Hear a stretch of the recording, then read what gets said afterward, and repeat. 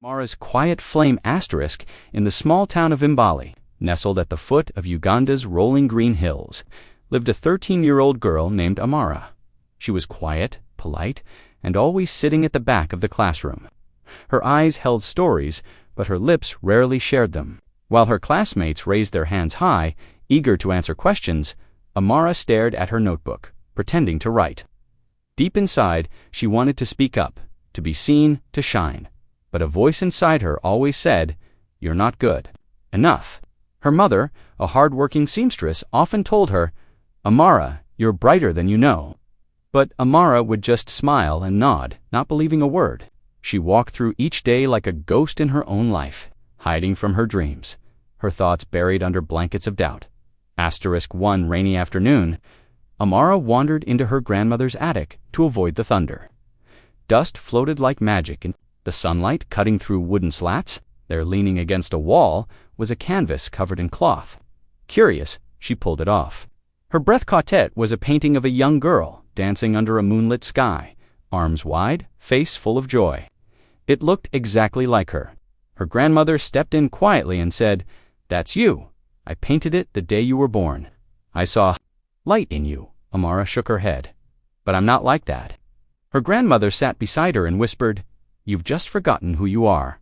The world hasn't met your fire yet." Amara felt something stir inside, small, warm, and unfamiliar. Could she really be that girl? The next week, the school announced a talent show. Amara's heart raced when she heard the news. She loved poetry, but never once dared to perform. That night, she sat on her bed, writing verses in her journal. Her pen moved with fire, but her courage was still flickering. She imagined herself on stage, heart pounding, eyes staring. What if they laughed, she thought. But then she remembered the painting, the girl dancing under the moon. That was her, wasn't it? Just hidden beneath fear. The next day, she signed up. Her name looked strange on the sign-up sheet, surrounded by confident kids' names. But it was there. For the first time, she didn't run from something she loved. She whispered to herself, "Maybe I can." Every day after school, Amara practiced behind the school's library, away from everyone. She read her poem out loud, voice trembling, hands shaking. The words were about a bird learning to fly, a metaphor for herself. At first, she stumbled through it, but each time, the fear shrank just a little. Her best friend Zubaydah found her one afternoon and watched quietly. "That's beautiful," Zubaydah said, eyes wide. Amara looked down. "It's not enough," but Zubaydah shook her head. "It is, and you are." That night, Amara looked at her reflection for a long time. Her hair was thick and wild, her eyes deep brown, filled with something new, a glimmer. She wasn't fully confident yet, but something inside her was changing. Slowly, the ashes of doubt were turning into sparks. The day of the talent show came.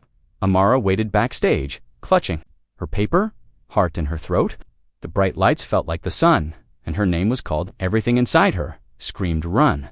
But her feet moved forward. She stepped onto the stage. Silence. Her voice trembled at first, but as the first stanza passed her lips, her shoulders straightened. She looked up and saw students leaning in.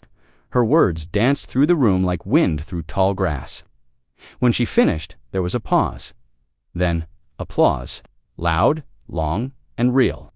Amara didn't win first place, but she didn't care.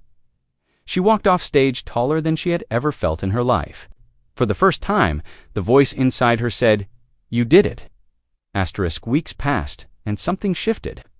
Amara still wasn't the loudest, nor the fastest, or most popular, but she no longer hid behind her fears. She joined the poetry club. She helped others who felt like she once did. Her mother watched her daughter bloom like a flower breaking through stone. One day, Amara stood in front of the class to read another poem, not because she had to, but because she wanted to. Her voice was steady now. She ended with the line, "I was once a shadow, now I choose to shine." And when her classmates clapped, she smiled not to please them, but because she finally believed in the girl everyone else had seen all along. This is the end of my story.